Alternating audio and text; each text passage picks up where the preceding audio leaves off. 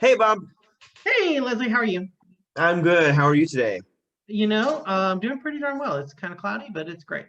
It's pouring rain here, so Oh, if my doggy comes and interrupts us, because she's scared of the rain. So, oh. all right. So today we want to talk about the 8 levels of being an agent. So let's hmm go. Okay, so there are 8 levels in real estate agency that we want to talk about here. Number one, you're brand new. You have no idea what you're doing. You just got your license. You know that what the school taught you, but you don't really know how to drive the car yet. Okay, we've all been there. Level two, you start getting a deal here and a deal there. Mom bought a house, your sister got her friend to come help with you. You're kind of catching a deal here, catching a deal there, kind of like fireflies at night. You catch one, you catch another, but at 9:30 at night, when the fireflies go away, you can't get them back because you were never in control of your lead sources. Okay.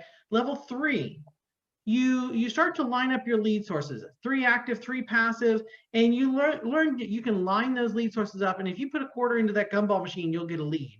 Sometimes you don't. Sometimes you get 2 gumballs, and you get those 6 machines lined up, and those 6 lead sources start feeding you lots of leads at a time. Level four, you hire an assistant because your leads are lined up and your lead sources are working and your gumball machines are feeding you candy. It's kind of like Lucy in the Chocolate Factory. You just can't keep up with all of them.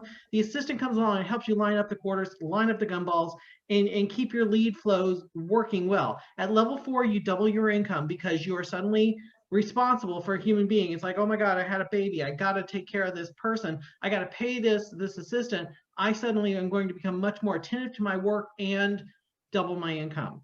Right. Level five, you start having so many leads and the assistant is helping you that you start handing off a percentage of those to the buyer's agents that you gather. So you're still doing X amount of business and they're doing a smaller amount of business. And it's really, these are just the extra leads you can't get to. Then at level six, what you notice is that these two ratios change. The buyer's agents that you've lined up with you are taking the majority of the business away, and you're just doing the ones that you want to work, and which is fine because they're now adding to your bottom line, and you're getting basically mailbox money because you're helping those buyer's agents, move along in their business. But you don't have to work quite so hard. That's level six. Level Right. seven, you pull out of daily buying and selling. You strategize the company, you do all the advertising, the recruiting. You basically run the top level, and the agents run everyone around town, because at this point the least effective use of your time is getting in a car and driving between houses. Okay, because you need to be doing this to keep the agents running. Level eight, you retire, sell the business, or you merge with another company, and you reap the rewards of building the business that you've had. Right.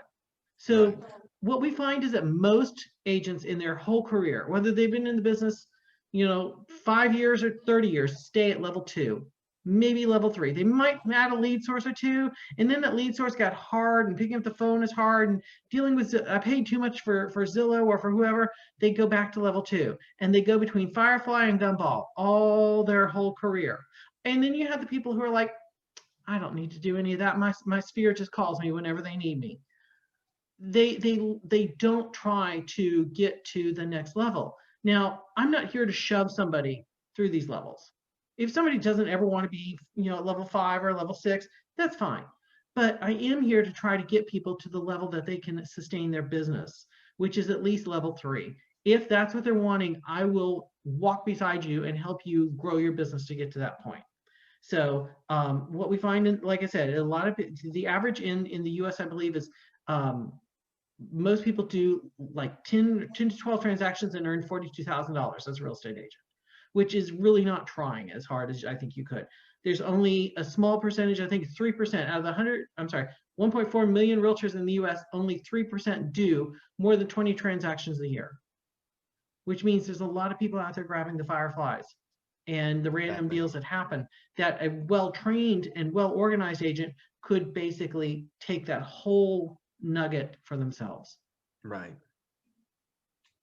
So that, in a nutshell, is what I'm trying to get my growth to be. When I started in coaching with Tom Ferry, I lied and said I was level four because I just hired an admin. We hadn't even had our first meeting yet. I was still at level three. Okay. And I had to relearn some steps at level three, which were, active versus passive lead sources, active nose to nose talking, passives, messages in a bottle you throw out to see, those sort of, websites, mailers, things like that. I am now at level 7. I'm at the point that I strategize the business and I don't go out and help people buy and sell generally, unless you're my very best friend. And then you're still going to probably run around with one of my agents, and then I'll watch the contract from the office. So I'm here to help people grow their business and make it sustainable, whether it's in my role as a broker or whether it's in my role as a coach. So anyway, that's what I wanted to cover today. So you have how many agents on your team now? 15. 15. And At this point, we fit well to At today's this- date, 15. at this point, 15. So minimum, we would like everyone to at least reach that level 3. I would love for everybody to be at level 3 because that way they are sustainable. I don't want to handicap anyone in this business. There are so many brokerages out there who want you to remain dependent on their leads, dependent on their systems, dependent on everything. Oh, my broker does that for me. Anytime I hear somebody say my broker does that for me, it's just telling me you have a weakness that the broker could handicap you in a heartbeat. And they do, unfortunately. And that's why you stay at a miserable brokerage that you never really cared for. And this isn't working and that's not working, but I'm hooked on the leads, or I'm hooked on the technology, or I'm hooked on whatever. And it's just easier to stay where I'm miserable than to change my life, take a risk, and grow. It is. It's almost like someone else, turning on the water faucet. When they're feeding you those leads, they determine when you get them how much you get. When you're in control, you get to control the faucet. Exactly. Oh, yeah. And you get to share some of that water with somebody else. If you have too many leads coming in, share them, outsource them, help somebody else. Help them grow. Don't make them dependent on you, but help them grow. Absolutely. I just look at different models of teams and different models of brokerages, and I just wonder how the agents are making it, because the broker or the team is doing things that make the agent dependent or subservient. Teams that require you to report all the sales under the team leader versus your own sales. Right. That's, to me, that's something I would never want to do to an agent.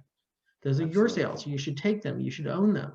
You should be proud of them. Now, did you do it as part of the team? Great. That's wonderful. But that team leader didn't go out and sell 200 houses in a week. But it sure looks like they did.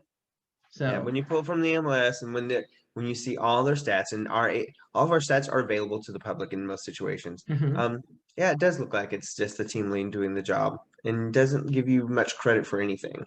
And it's not. So anyway, that's what I want to talk about. The 8 levels of being an agent. If somebody wants to talk to me further about it, give me a call. The 8 levels are things that I learned from Tom Ferry and my experience with being a coach.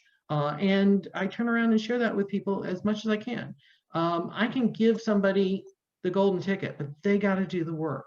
So just sharing knowledge, I love to do that. I'd love to do that. And somebody wants to put the work in, give me a call. I'd be happy to work with you either through being a broker or being your coach, one or the other, through Tom Ferry. Absolutely.